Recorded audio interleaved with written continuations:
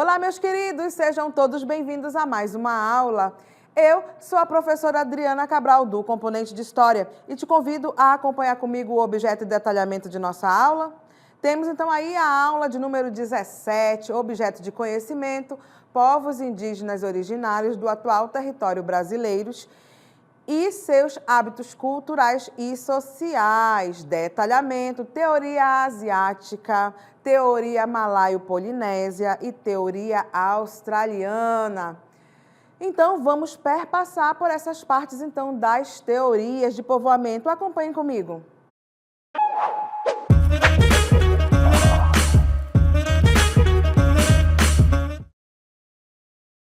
Então, vamos começar a trabalhar sobre as teorias de povoamento, principalmente esse povoamento das Américas. Mas eu convido vocês, meus alunos do 6º ano, a perpassarem comigo alguns momentos, inclusive, desse nosso processo, então, de expansão deste homem primitivo para todas as partes, então, do nosso planeta. Então, acompanhem comigo, nós temos o ponto de saída, ou o ponto principal desta difusão, o quê? A África como o berço da humanidade. Então, olha só, e a temática, então, de nossa aula será essas teorias de povoamento das Américas, E aqui do meu outro lado nós temos, então, essa parte da África, porque a África, ela é recortada em sítios arqueológicos, tá certo?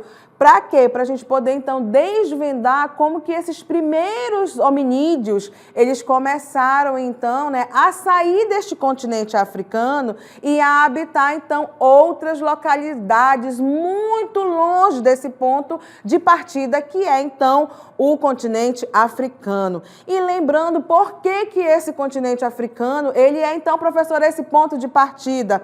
Porque encontramos os fósseis mais antigos nessa região africana e em nenhuma outra parte. Até agora, não é mesmo? Não foi descoberto nenhum fóssil mais antigo do que aqueles encontrados, então, aqui nessa região, então, da África, tá certo? Então, vamos começar a desvendar essa história interessante. Acompanhe comigo.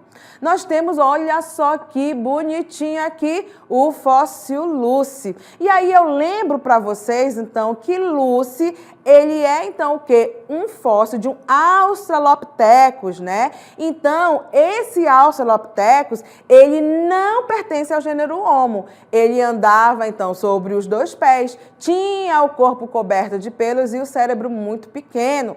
Então, esse termo Australopithecus, ele significa o quê? O macaco do sul. Mas vale lembrar para vocês, então, que esse Australopithecus, eles viveram na África, desde aproximadamente 4,5 milhões de anos. Supõe-se, então, que a sua alimentação tenha sido baseada em vegetais como gramíneas, as raízes, as sementes, os brotos. Acreditava-se que eles alimentavam-se de lagartos, ovos e pequenos mamíferos. A maior parte, então, dos Australopithecus, ele se extinguiu há cerca, então, de 1 milhão de anos. Então, observem que eles não souberam dominar o quê? Não é mesmo? Um novo tipo de alimento, por isso, então, que ele ficou, Foi, então, teoricamente, ali extinto, mas a partir deles, nós temos o quê? Esse processo de evolução, então, do gênero Homo. Lembra lá, o ponto de partida é a África, tá? Então, acompanhem comigo, olha só. Nós temos, então, aqui para relembrar para vocês, não é mesmo? Exatamente ali o Australopithecus, que ele não é do gênero Homo, mas ele é um parente evolutivo antigo nosso.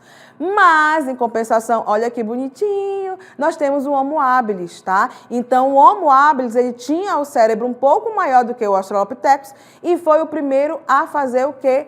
As ferramentas a partir de pedra. Observa aqui a mão, então, deste Homo habilis. A partir disso, a gente vai dominar ali aquele cenário, que é, então, esse cenário, de tatear, de andar pelo território africano, ok? Mesmo porque eu já posso fazer o quê? Afugentar, então, os animais, tá? Temos, então, a partir disso, o quê?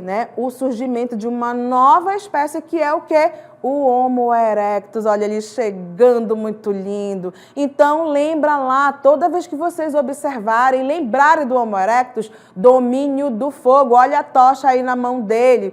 Então, o ponto principal dele é exatamente fazer o quê? A produção, então, de instrumentos mais aperfeiçoados, tinha o cérebro maior que o Homo habilis e também era mais alto. Foi o primeiro a usar o fogo em benefício próprio para se aquecer e cozinhar, então, alimentos, tá? Acredita-se, então, que o Homo erectus que iniciou a viagem da África, resultando no povoamento, então, de todo o planeta, tá? Espalhou-se, então, pela Europa e pela Ásia.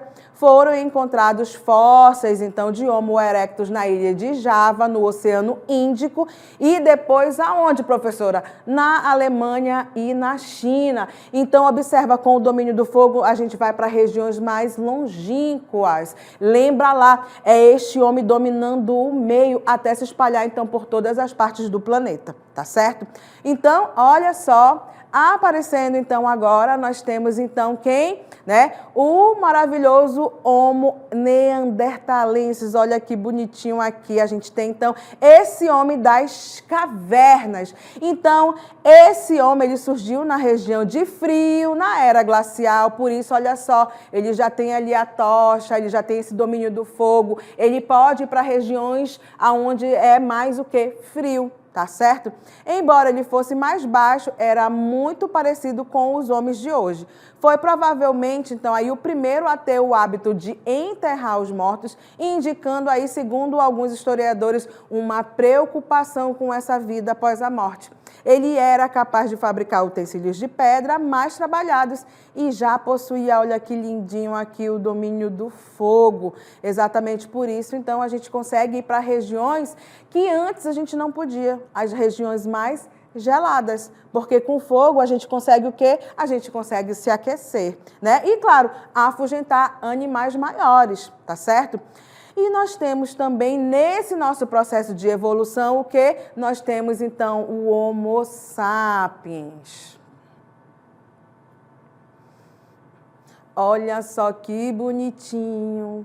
A partir, então, do gênero Homo sapiens, nós temos também o que? Olha só, os Homo sapiens sapiens começando a aparecer, a dominar, então, aí o meio. Então, a partir disso, nós temos também o que? Né? A parte que nós vamos agora nos sedentarizar. Por quê? Porque vamos estar próximo aos rios e, claro, nós temos o domínio, então, ali do fogo, melhoramos as nossas moradias, tá certo? Fazemos, então, olha aqui, a agricultura. Então, observe que esse Homo sapiens sapiens, a maioria dos cientistas acredita que o Homo sapiens, ele é o resultado da evolução das espécies do gênero Homo. Muitos acham que o Neandertal e o Sapiens, eles eram uma única espécie, né? Mas a gente sabe que a cada vez que encontramos fósseis, temos, então, aí, né, essa certeza de que o neandertalensis, ele também foi extinto e que ficou, então, apenas o quê?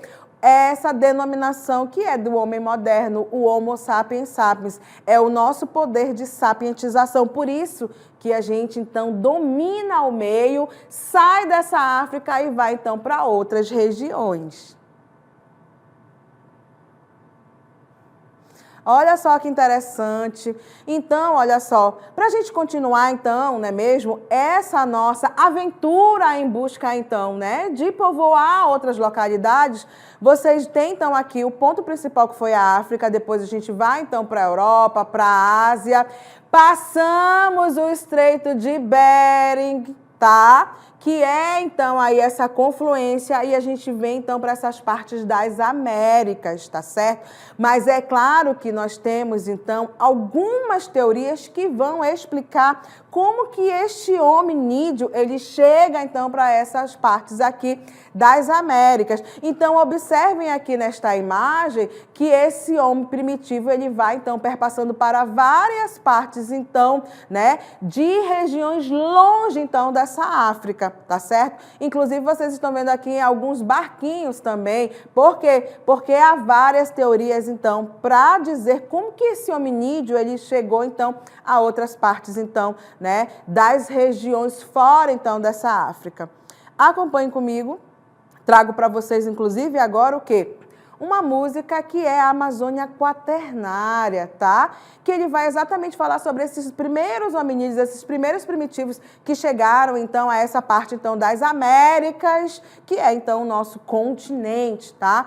E aí nós temos uma música maravilhosa do Ronaldo Barbosa, que é uma música do boi caprichoso, tá certo? Ronaldo Barbosa, muito inspirado, ele fez, então, essa letra linda, né? Que ele fala sobre essa Amazônia Quaternária. E diz o seguinte: eu vi chegar os primeiros primitivos, os andarilhos da glaciação, errantes caçadores aos bandos predadores, errantes caçadores aos bandos predadores, deixaram os desenhos nas pedras de Icá e lascas de cerâmica aroxi.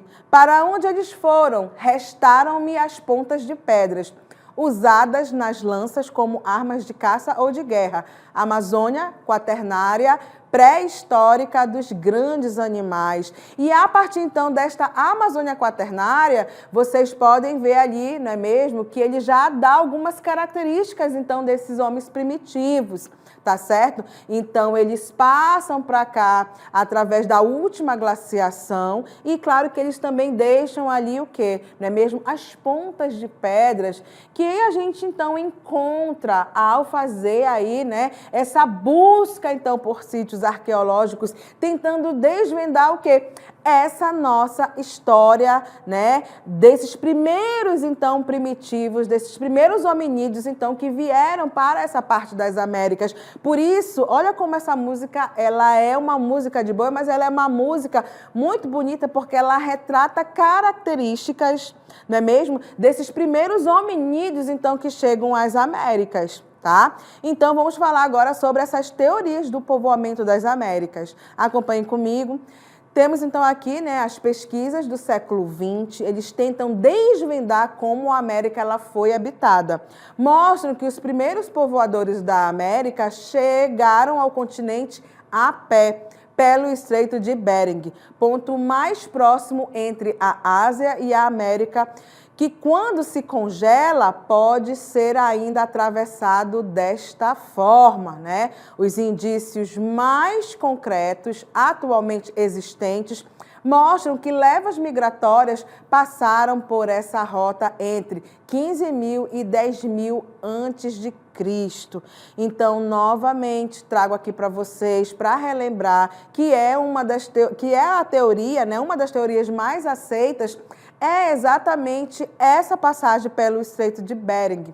Olha só, acompanhem comigo. Nós temos aqui, não é mesmo, exatamente essa imagem para mostrar para vocês que é uma das teorias mais aceitas sobre esse povoamento da América, tá? Embora se admita que o caminho de Bering tenha sido a principal e mais antiga rota de chegada à América, muitos pesquisadores ao longo do tempo sugeriram outros focos de povoamento. Nas primeiras décadas, então, do século XX, o etnólogo Paul Rivet, fundador do Museu do Homem em Paris, indicou diversas ondas de povoamento entre 6.000 e 3.000 a.C., provenientes da Ásia, Austrália e dos arquipélagos do Pacífico, as ilhas Polinésia e Melanésia.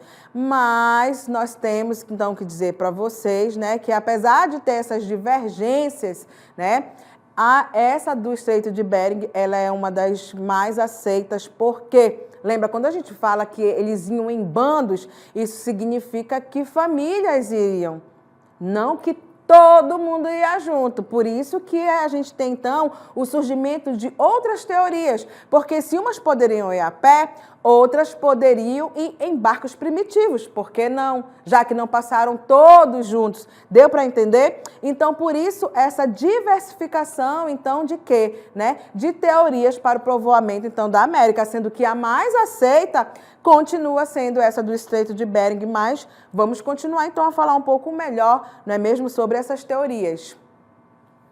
Há diversas teorias quanto à origem do homem americano. Alguns estudiosos, como o Paul Land, defenderam durante muito tempo a teoria de que o ser humano seria autóctone, ou seja, que teria surgido e evoluído na própria América. Mas essa teoria nunca foi provada cientificamente, tá? Aí vocês me perguntam, professora, por quê? Porque não foi encontrado nenhum fóssil mais antigo do que aqueles encontrados na África. Então, teoricamente, eles não podem ter surgido, esses primeiros hominídeos, aqui. Eles tiveram que fazer toda uma viagem até chegar aqui. Deu para entender? Então, exatamente por isso que, né, essa perspectiva aqui, ela cai por terra. Perfeito? Então, olha só. Como e quando realmente chegaram os primeiros habitantes? A falta, então, de um consenso entre os estudiosos sobre o povoamento da América tem origem nas diferentes datações encontradas em sítios arqueológicos em todo o território americano.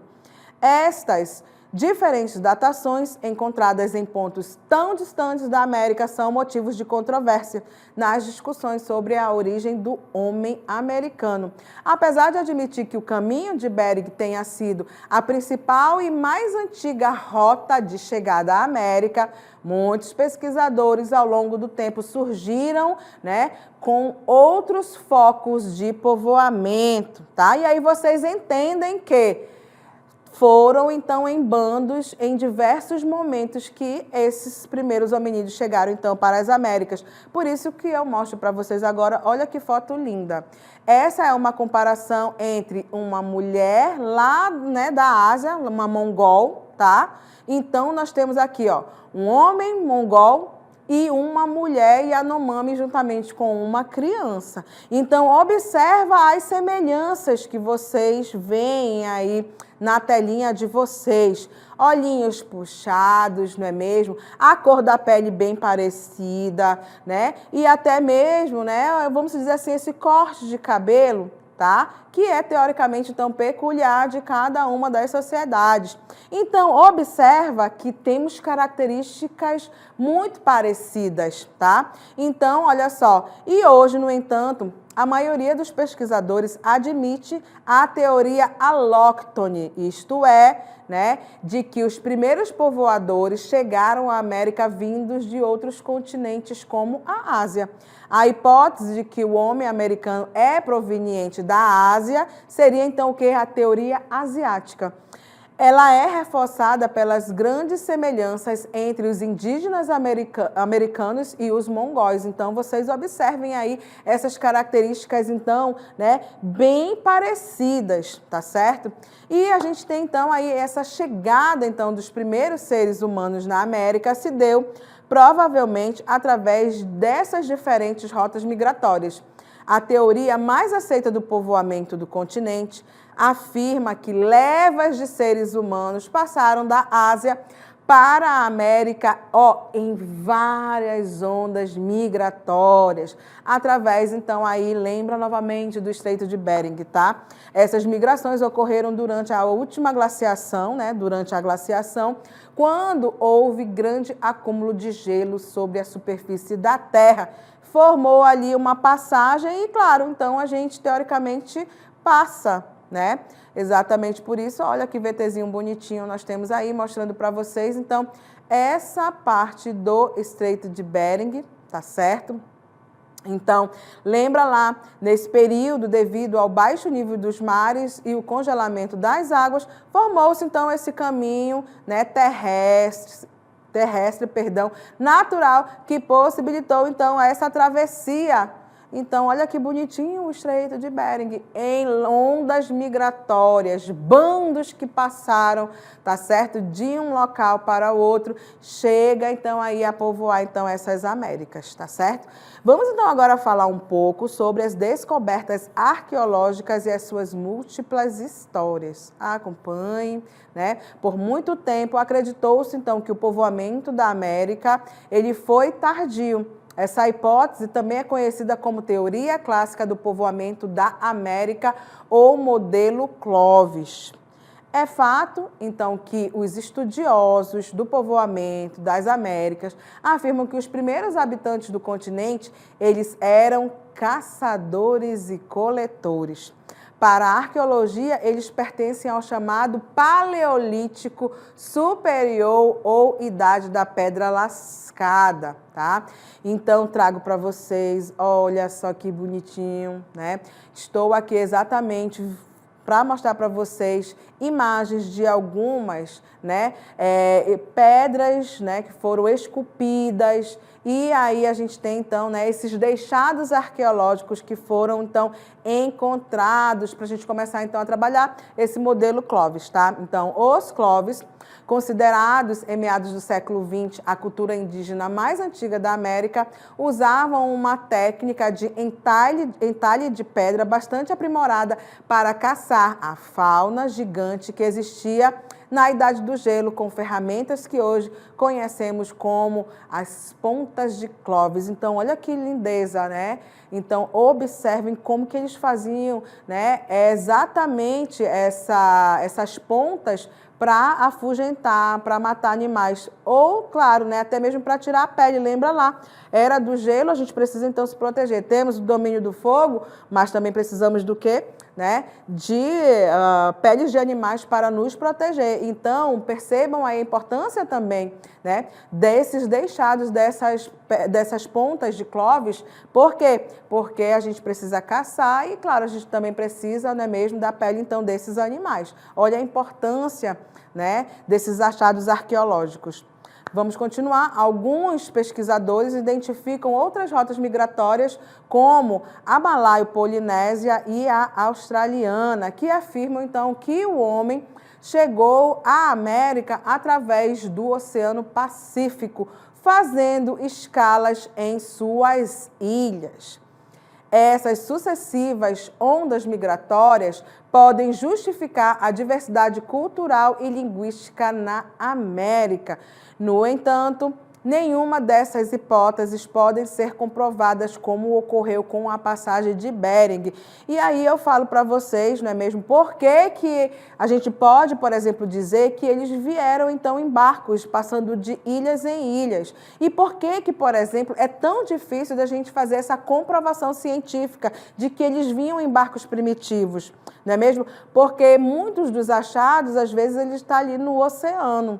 Então, como que a gente vai fazer, né, encontrar esses fósseis, esses resquícios, então, desses barcos primitivos? Então, percebam que, apesar de existir essa possibilidade de vir pequenos barcos passando de ilhas em ilhas, é mais difícil de comprovar, por quê? Porque a gente tem, não é mesmo, essa passagem através via oceano, e é claro que se as embarcações, por exemplo, né, elas viessem a pique, ou seja, né, afundassem, não tem como, teoricamente, a gente encontrar esses achados. Mas por que a do Estreito de Bering a gente consegue bem mais informações e fósseis e deixados arqueológicos? Porque a gente está falando, então, de uma parte que fez uma ponte de gelo e que passamos de um lado para o outro. Então, a gente encontra o quê? Esses resquícios, não é mesmo, de deixados arqueológicos feitos, então, por esses primeiros hominídeos. Isso não significa, por exemplo, que essa teoria, né, de que a gente vem, então, em barcos, ela também não seja importante.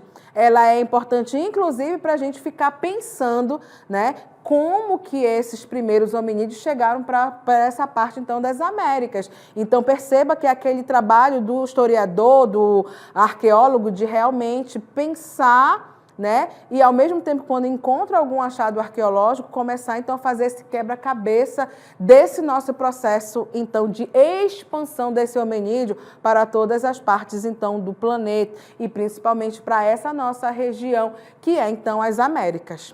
Perfeito? Continuemos, vamos falar então agora sobre a arqueologia brasileira, né, gente? Porque se a gente está falando então sobre percorrendo todo esse caminho dos primeiros hominídeos, a gente precisa também chegar até o nosso Brasil, tá? Então, por isso, ó, a arqueologia brasileira, nós temos o fóssil Luzia, tá? Um dos feitos mais importantes da arqueologia brasileira foi a descoberta do fóssil de Luzia, o achado que tem em torno de 11.500 anos. Foi muito estudado pela comunidade científica desde os anos de 1990. E olha só, aparecendo para vocês, né? Essa é são os fósseis que foram encontrados da Luzia. Então, observe aí o crânio, tá certo? Uma parte da perna, tá certo? Um braço. Então, são os resquícios que foram encontrados. O fóssil de Luzia, ele foi encontrado em 1974 por Annette Lamy, uma arqueóloga francesa na Lagoa Santa, em Minas Gerais. Mais tarde, em 1995, ele foi recuperado pelo antropólogo brasileiro, o Walter Neves, e recebeu o nome de Luzia em homenagem a Lucy, o famoso Australopithecus de 3,2 milhões de anos, que foi encontrado aonde? Lá na África. Então, se eu encontro um fóssil aqui também antigo, tá certo? Eles acharam que deveriam fazer, inclusive, dar um nome muito parecido com o de Lucy. Por isso, o fóssil brasileiro, ele é, então, aí o fóssil Luzia, tá? E essa imagem que aparece para vocês é como se fosse uma reconstituição, tá certo? De algumas partes, então, aí desse fóssil Luzia, já que encontraram apenas essa parte, do crânio, uma parte, então, ali das pernas e dos braços, tá? Então, apesar, então, desses avanços dos estudos arqueológicos e das novas descobertas, ainda existem dúvidas sobre o exato caminho que os primeiros grupos humanos percorreram até chegar ao território que hoje chamamos de Brasil. Tá? Pesquisadores analisam fósseis, ferramentas e até vestígios de alimentos para tentar reconstruir essa história, mas nem sempre chegam a conclusões definitivas, tá? Porque achou então ali um fóssil, achou algum resquício, chama a comunidade de arqueólogos das grandes universidades, inclusive universidades brasileiras, para fazer todo um processo, então, do quê? De datação, para ver mais ou menos ali a qual período pertence. Então, tem todo um estudo por trás, então, de um fóssil. Até chegar nos nossos livros didáticos, passou ali pelo crivo de vários pesquisadores, de vários arqueólogos, ok? E vamos falar sobre uma arqueóloga, tá certo? Que foi muito conhecida pelo seu trabalho ali no Piauí. Então, acompanhe comigo, nós temos a arqueóloga Aniede Guidon e o sítio de São Raimundo Nonato. Há décadas, a arqueóloga Aniede Guidon tentou provar que o homem chegou à América muito antes do que se imaginava.